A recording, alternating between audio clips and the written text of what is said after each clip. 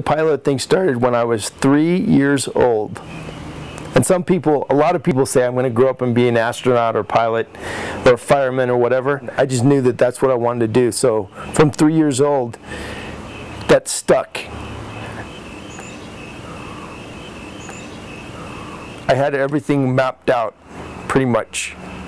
And I knew exactly what went where and what was going to go where. And I came home from my mission and school was next. It wasn't about the degree, it was about just being done with school so I could get my commission so I could go fly, because that was just the next phase. I just had to get through school.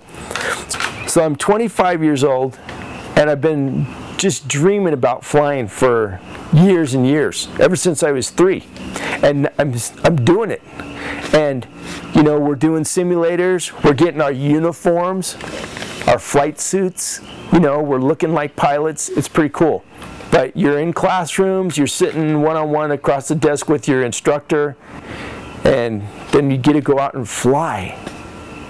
You know, you got your bag with you, and you walk down to the life support room and you check out, you know, you get your parachute and your helmet and all that stuff, and then you go check out at the flight desk, and then you walk out the doors and you walk across the do not cross line or I'll shoot you, the restricted zones and stuff, and you got your little flight badge, you know, you're authorized to be there. That was so cool.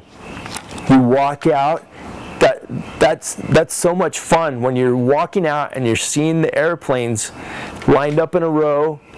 Your crew chief's out there, the maintenance is out there to greet you and be happy. They take great care of you. You do your little walk around. You hop in the jet.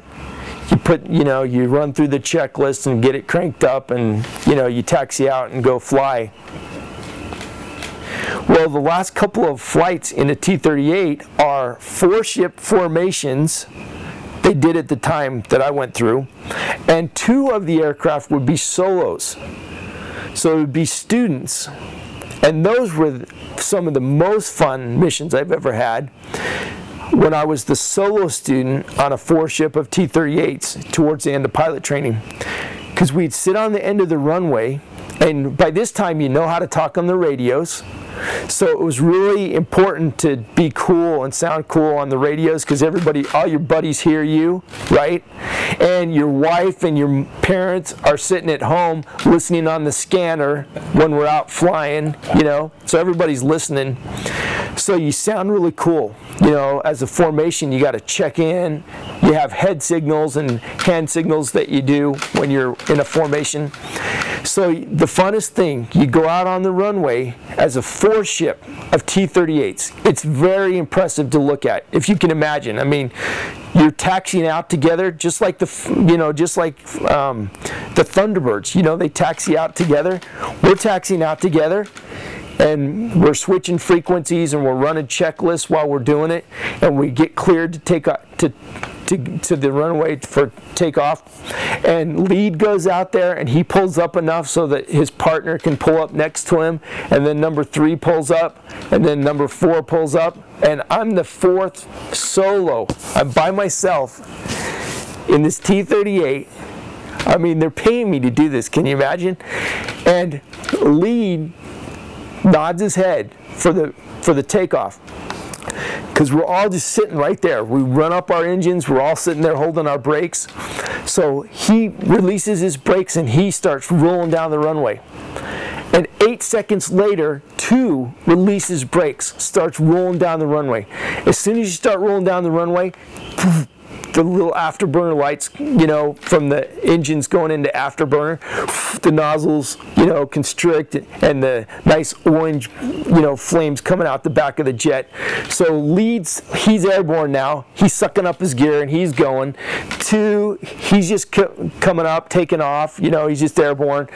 8 seconds later, 3 goes, and 8 seconds later, I go. And that is the funnest ride. Boom, you pop them into afterburner and you're just like screaming down the runway. I'm still on the runway. You're shaking, the aircraft's buffeting, the wheels are turning over the concrete and it's catching all the bumps, and you know, you're in your seat like this because the jet's accelerating so fast that the G's, it's like pushing you back in your seat. But you got to stay on top of this one. So I see lead out there, I see number 2, I see number 3, and I'm back here, right? Well, now it's a race to see who can get into position first. We're going to end up all in a little fingertip formation eventually with lead, number 2, number 3, number 4. Well, lead's slowing down now to give the rest of the wingman some closure of airspeed. But me, I'm number 4. I'm still an afterburner. I'm accelerating so quick. I'm like at 400 knots now. Lead's probably closer to 250 or 300. So I got a lot of overtake on him. And it's all a matter, this is the best thing, because now he's slowing down. He starts a little bit of a turn, because that helps the wingman to get into position. But now 2's going over this way, and 3's going over this way, and I got to get in next to 3 over here. And it is a race to see who can get into position first. And if you don't judge your throttles to pull your throttles back off at the right time, you just go flying by. The rest of the formation will be back behind you, and if you do that, you get in trouble. Plus, you get made fun of. If you pull your throttles off too quick, then they're all out there ahead of you, and you're just gaggling back here, and you got to push the throttles back up to catch in. So it's timing it just perfectly. So you just time it, you time it, you time it, and then you rip the throttles back to idle. I'm going 400 knots. I rip the throttles back to idle. I just like put on the brakes. Then I put out the speed brake.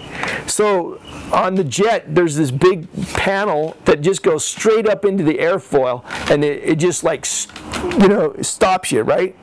So now I'm just putting on the brakes, and I'm skidding into position at the right time. And then, of course, if you don't put the power back up again and get the speed brake back out, well then, you know, you slow down and then everybody takes off. So it's like just perfect timing to make it right. And when it works, it's just like the most awesome feeling. And you are just like skidding into a parked, you know, position.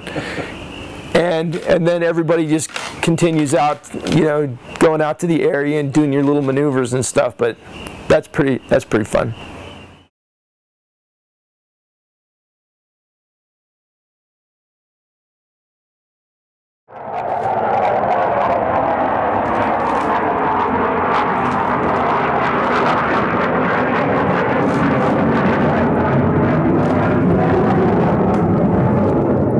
I don't know what it is, but even still today, I mean, I'm getting old, right? But I can't help but smile every time I see a jet fly over like that. That's cool stuff.